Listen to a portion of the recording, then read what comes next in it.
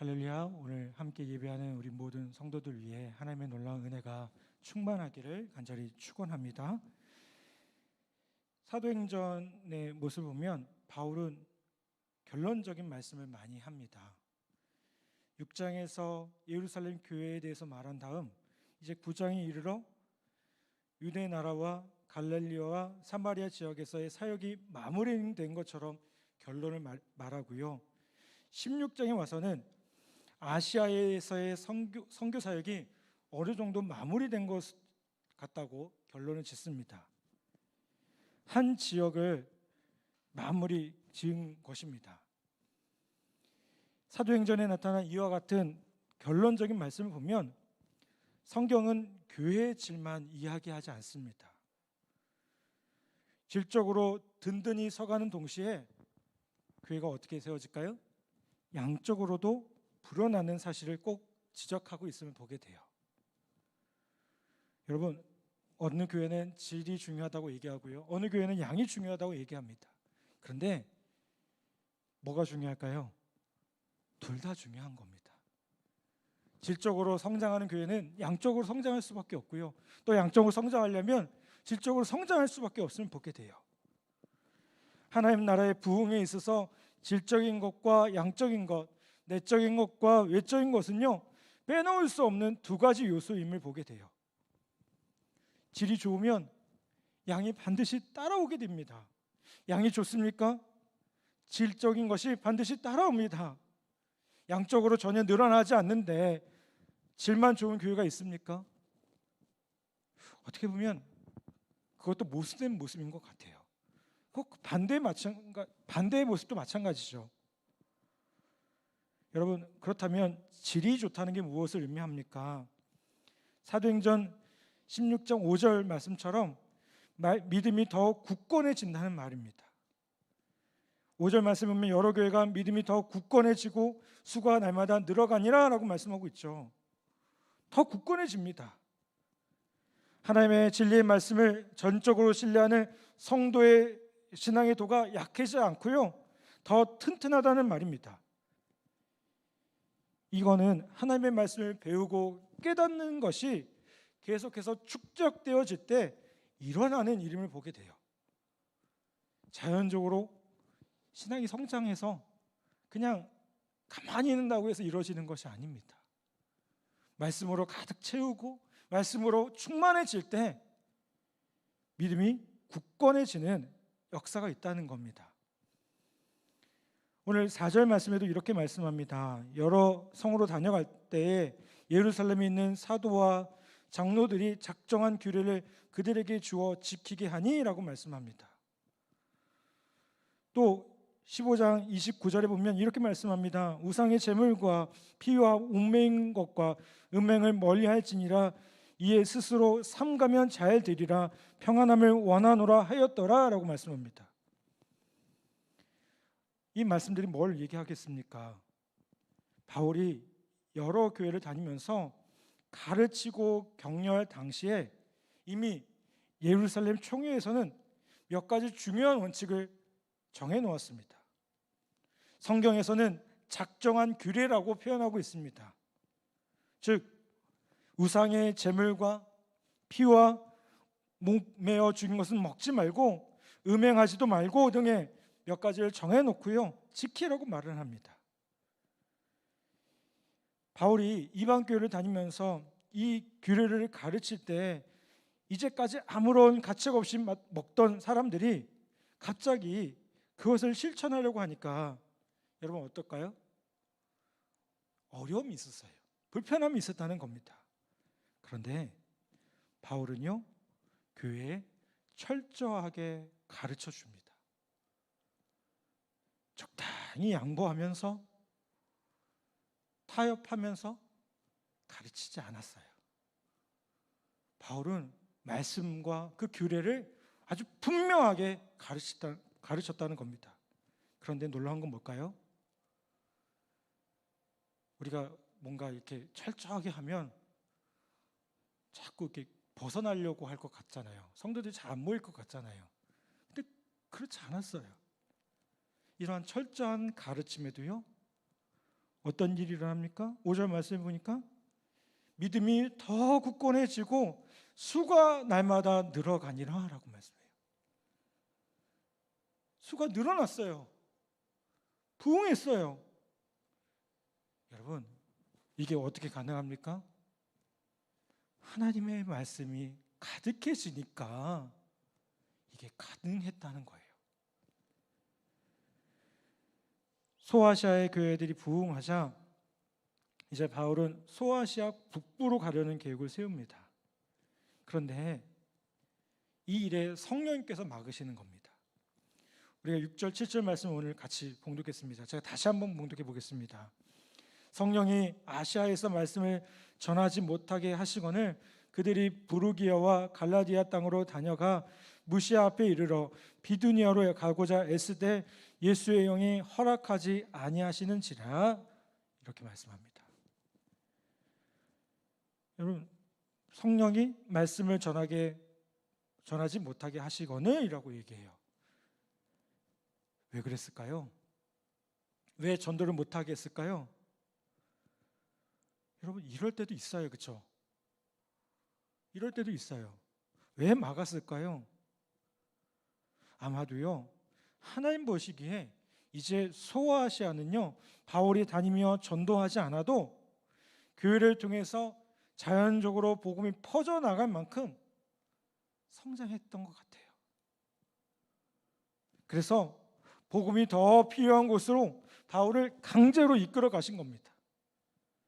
바울은요, 성령의 인도함을 받아서 이제 유럽으로 넘어가게 됩니다. 바울의 유럽행을 보면서 이런 궁금증이 생기죠. 어떤 중대한 결정을 내리려고 할 때 하나님의 뜻을 어떻게 분별할 수 있을까라는 겁니다. 그렇죠? 또 그것이 성령이 하지 말라고 하신 것인지 사탄의 방해인지 어떻게 구별할 수 있을 것인가라는 그런 중요한 의문이 남습니다.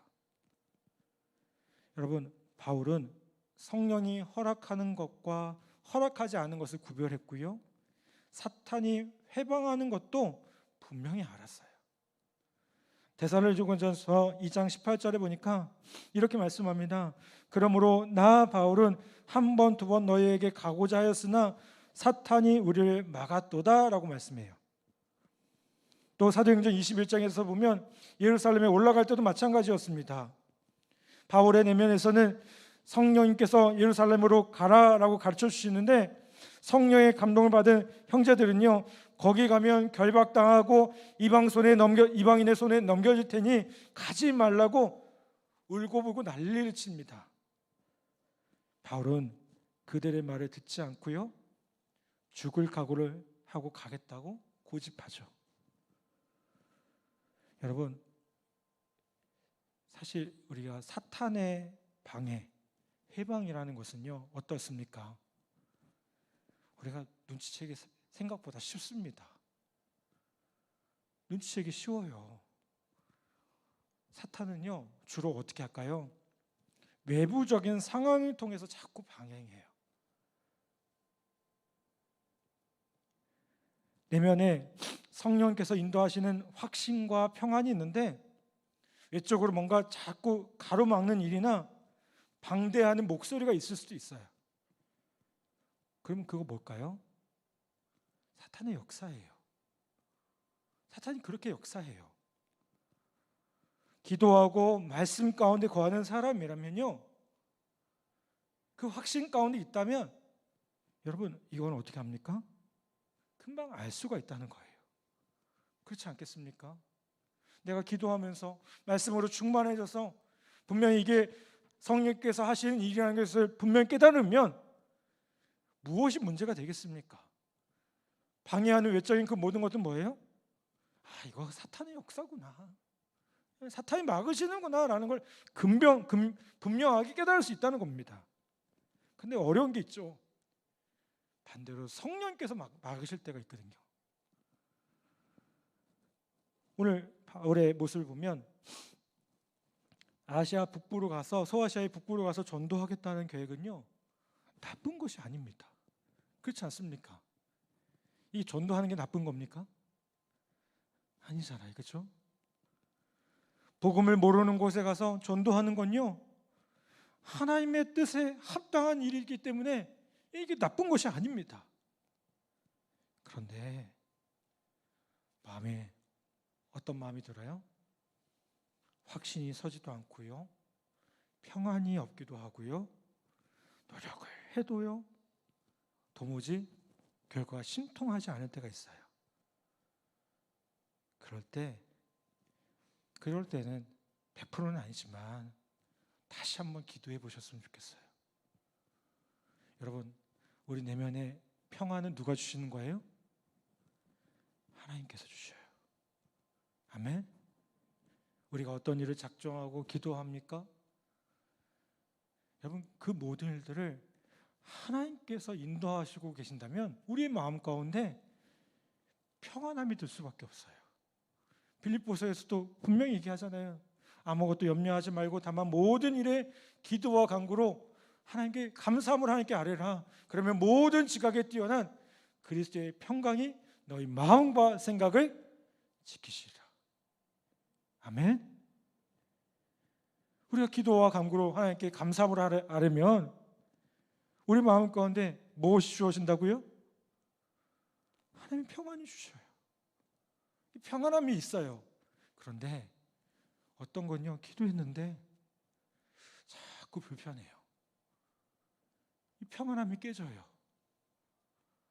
또 우리에겐 누가 있어요? 믿음의 동역자들도 있잖아요. 여러분, 오늘 이 저녁에 함께 기도하고 함께 예배하는 게 참 귀한 일입니다. 아멘. 왜요? 이렇게 함께 기도하는 것을 통해서 우리가 함께 성령 안에서 하나 되어지는 거예요. 이 동역자들을 통해서 말씀하셔요. 제가 1년 동안 우리 국광대 교회를 섬기다 보니까요, 우리 교회가 너무 귀하게 섬기는 일이 있어요. 말씀 앞에, 복음 앞에 너무나도 분명히 서 있는 모습들을 보게 돼요. 이게 너무 귀해요. 여러분, 우리 교회에서 티도 많이 하고 여러 가지 어성경도 하고 그런 양육 프로그램들이 참 많아요. 저는요, 이게 분명하게 서 있었으면 좋겠어요. 흔들리지 않았으면 좋겠어요. 왜요? 이것들을 통해서 믿음의 동역자들을 세워갈 수 있기 때문에 그래요. 아멘. 여러분, 이 믿음의 동역자들을 세워가는 그 일들, 그래서 서로 기도로 협력하고 함께 중보하는 그 일들을 우리가 더욱 힘써 가기를 간절히 바랍니다. 아멘. 내일부터 이제 특별 새벽 기도회를 합니다. 왜 하십니까? 라는 마음도 드시는 분들 계실지 모르겠어요. 혹시나 하는 말이에요. 우리 목사님은 성도들을 괴롭히는 거 좋아하나? 이렇게 생각하시는 분은 없겠죠, 그렇죠? 네, 없으셨으면 좋겠어요. 여러분, 왜 기도하겠습니까? 우리가 기도할 수 있을 때 모여서 기도하자는 겁니다.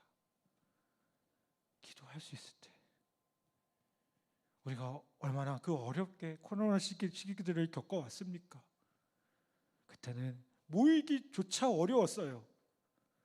그런데 이때 그래도 조금 나아졌을 때 함께 기도했으면 좋겠어요. 그리고 믿음의 동역자들과 같이 함께 기도함을 통해서 우리 안에 있던 그 많은 것들 다 하나님 앞에 맡기고 새롭게 결단하고 하나님의 뜻을 구하고 다시 한번 서야 될 줄 저는 분명히 믿습니다. 아멘. 일주일 한다고 하니까 어느 분이 그런 얘기해요. 목사님, 기왕이면 21일을 하시죠. 네, 내년에는 20일을 하겠습니다. 20일이 아니라 40일도 하고 싶어요. 네, 우리 함께 기도하고 또 함께 그 세워져 가는 그 일들을 우리 함께 힘써 가기를 간절히 바랍니다. 아멘. 내적으로 해야 된다라는 확신이 확신을 도무지 갖지 못할 때 그때 성령님께서 막으시는 때가 아닌가라고 생각합니다. 그때는 자꾸 불안해지죠. 자신감도 없어집니다. 왠지 하나님의 뜻이 일치하지 않는 것 같고 아무것도 할 수 없을 것 같은 마음이 들기도 합니다. 여러분, 그때 우리 마음을 한번 점검해 보길 바랍니다. 내 안에 계신 성령께서 그 일들을 이끌고 계시는지, 그 일들을 이끌어 가시고 계시는지. 여러분, 하나님은 우리를 사용하기 원하고 계셔요. 하나님은 우리 가운데 말씀하고 계셔요. 하나님은 우리를 통해서 그분의 선하신 뜻과 놀라운 계획들을 이루기를 원하고 계십니다. 그렇다면 오늘 우리가 찬양한 것처럼 주님 말씀하시면 내가 가겠습니다. 주님 뜻이 아니면 내가 멈춰 서겠습니다. 우리가 그것에 더 집중하고 그것에 더 우리의 마음과 생각을 모으는 우리 모두 되기를 간절히 바랍니다. 아멘. 제가 아주 오래전에 몽골에 단기 선교를 갔습니다. 근데 거기에 여자 선교사님 한 분이 몽골에서 선교를 하고 계시더라고요. 마지막에 그분과 이런저런 얘기를 나눴는데요. 지금도 기억나요. 선교사님, 앞으로 어떻게 하실 거예요? 결혼도 안 하셨어요. 연세가 지금 제 나이 정도 됐던 것 같아요. 되게 많지는 않죠, 그렇죠? 이 정도면. 네, 반응이 없네요. 근데 조금 홍기가 지나신 그런 분이셨던 것 같아요. 근데 이 선교사님이 아주 기가 막힌 말씀을 하셨어요. 뭐라고 하냐면, 주님 가라고 하면 가겠고 주님 멈춰서라고 하면 멈춰 서겠습니다. 내 안에 성령께서 역사하시는데 내가 무엇을 두려워하겠습니까? 그런 말씀을 하시더라고요. 제가 거기 단기 선교지만 같이 갔다가 오히려 그분한테 더 도전을 많이 받고 왔던 그런 기억이 있습니다.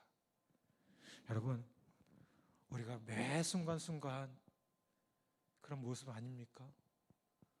특별히 여기 군인 자녀로, 또 군인 가족으로, 군인으로서 또 이제 연말 되면 어디론가 또 가셔야 되는 분들이 많아요.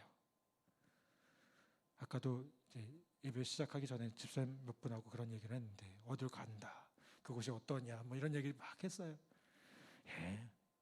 걱정하지 마세요. 눈이 좀 오면 어떻습니까? 날씨가 좀 추우면 어떻습니까? 주님이 거기 가운데, 그곳 가운데 이미 함께 하고 계신 줄 분명히 믿습니다. 아멘. 군인이 참 성경적인 것 같아요. 왜요? 그 명령대로 움직이잖아요. 얼마나 좋습니까? 또 그곳 가운데서 하나님의 인도하심을 바라보고 하나님의 일하심을 바라보고 놀랍게 역사하시는 것들을 바라보며 함께 찬양할 수 있는 우리 모두 되었으면 좋겠고요. 아멘.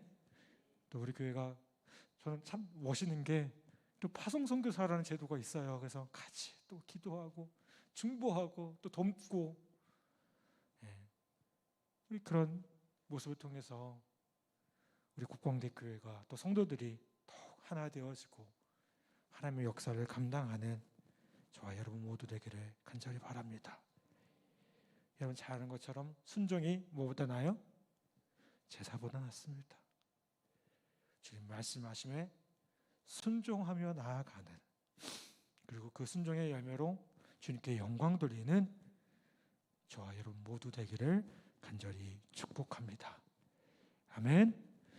이 시간 우리 같이 찬양하겠습니다. 주님 말씀하시면 내가 나가리다. 우리 함께 찬양하겠습니다.